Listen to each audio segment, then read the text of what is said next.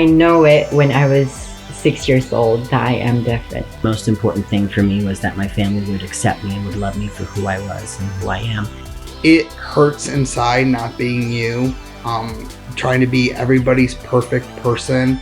So like you can't be against science. That I physically exist in the world. Stop doubting what you think you might not have, because everything I didn't know I would have today, I'm in shock. Because at the end of the day, no one can dictate you on what you can do.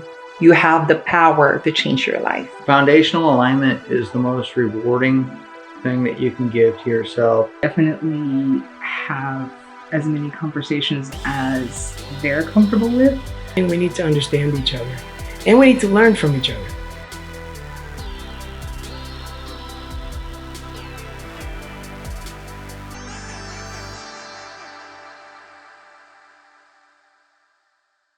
Hi, my name is Mikaela Taylor, and my pronouns are she, her, hers.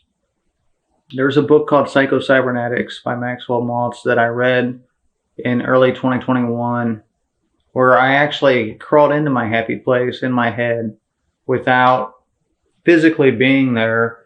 And that happy place was on a beach with the waves crashing, kind of like in a hut. And that book teaches you that you can get into that place no matter where you are, no matter what kind of situation you're in.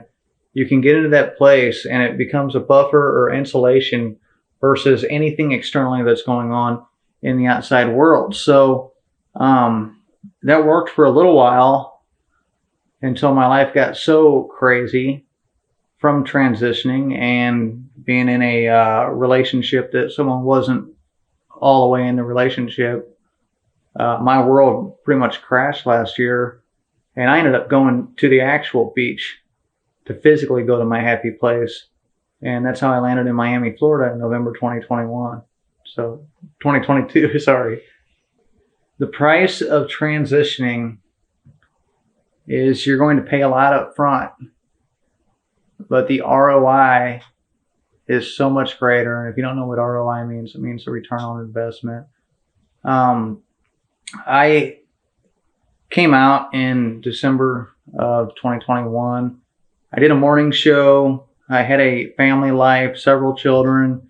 I had the dream life with the house and the 2 cars in the driveway and the big yard and the fenced in backyard, and lived in a subdivision and went through the routines that everybody else seems to go through. The American dream. I was living the American dream, And there was something still wrong. There was something still missing. And it didn't matter how successful or how much that I was living the other people's perception of the American dream. It didn't matter how much I was living that. I still wasn't being true to myself, and I still wasn't being true to me. Even though I was getting up and I was working out and I was doing the things that I needed to do. I was writing down the things I was grateful for in the morning. I was trying to be as authentic as possible. But internally, I knew I wasn't authentic. I knew it. And I saw other people out there being authentic and living their lives and having great lives. But I was the one that wasn't. And I was tired of faking it.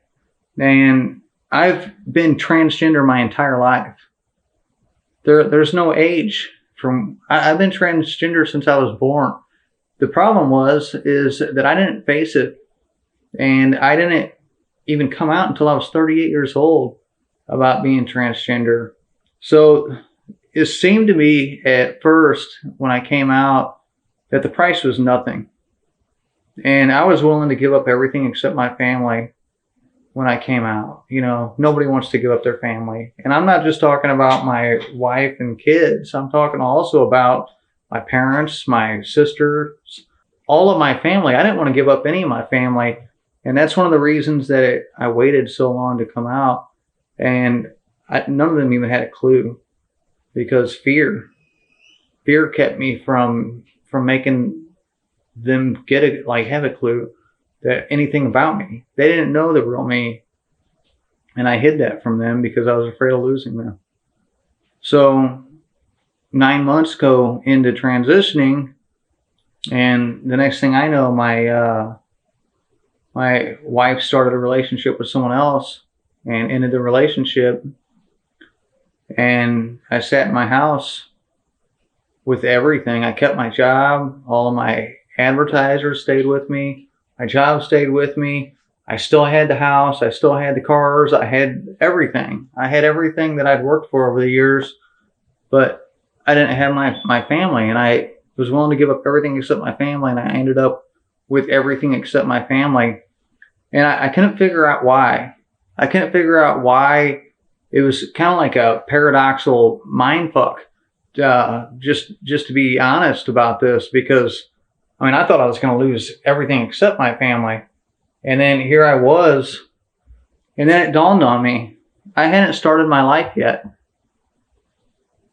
That life that I had was me trying to please everybody else throughout the years, through my entire life, that led me to that point in my life, instead of just being, again, true to myself and living my life. And for the last, for the 9 months leading up to that point, or 11 months when I came to Miami, I became true to myself internally, but I wasn't true to myself yet externally. And now I'm combining both, and I'm being true to myself internally and externally, and everything is finally starting to align in my life. And I feel more solid at this moment than I have ever had since the beginning of my existence, which I've been transgender again my entire existence, but it's finally all lining up now. And I had to get real about some things. So the price was worth it. My guilty pleasure is, God, I don't know. Taylor Swift, maybe? I am a huge Taylor Swift fan now, and I really never. Well, I take that back. I've always been a Taylor Swift fan ever since the Tim McGraw song came out in like 2004. But I've really been jamming out to Taylor Swift a lot lately, especially since her new album Midnights came out. It pretty much plays on repeat in my truck. So I would say Taylor Swift is my guilty pleasure. It's me. I'm the problem. It's me. Exactly. And you have to internalize that and realize that, it's nobody else that's the problem. It's always us in here. And if we're having problems, we need to adjust. We need to figure out what that problem is so we can move forward. I spent a lot of my 20s in girl mode, and when I was in girl mode, I would see me. And then I didn't for a long time. And then I see myself. And before I started transitioning, I saw me less and less. It was like a different person that I wasn't expecting to see when I woke up in the morning. And every day when I got up, I'm like, I was getting further and further away from myself. And now I am myself, and it's been a crazy journey, and the most rewarding journey I've ever, I've known the entire time. I've known since I was a little kid, even doing home ec and making excuses that I was in home ec, or getting jealous of the girls in my class because the clothes they got to wear, or that the changes were happening to their body that weren't happening to my body. I was jealous of every female I knew, and that's going back to elementary school.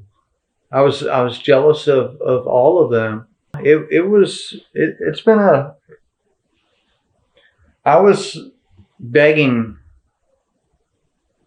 for someone to help me transition.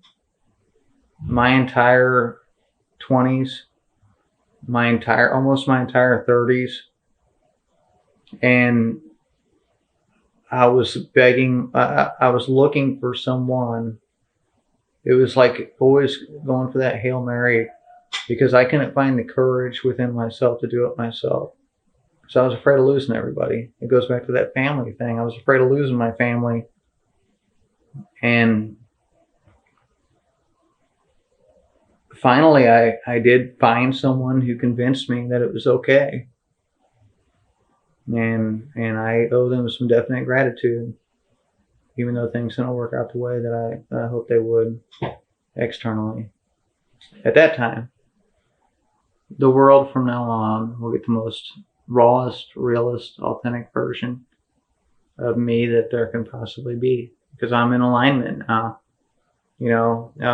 Foundational alignment is one of the biggest gifts that any human being, whether you're trans or non-binary or whatever it is, and the sooner that you find that, and the sooner that you get in line with who you are, that's when your life begins.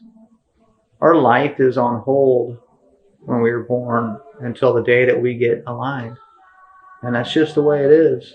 There's no way around it.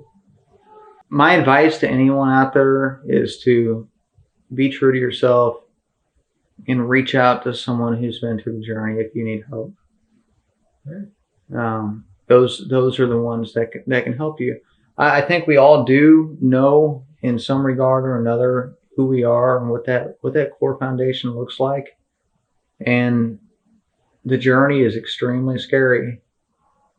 But you got to jump in the water if you're going to make a splash, baby. So jump in.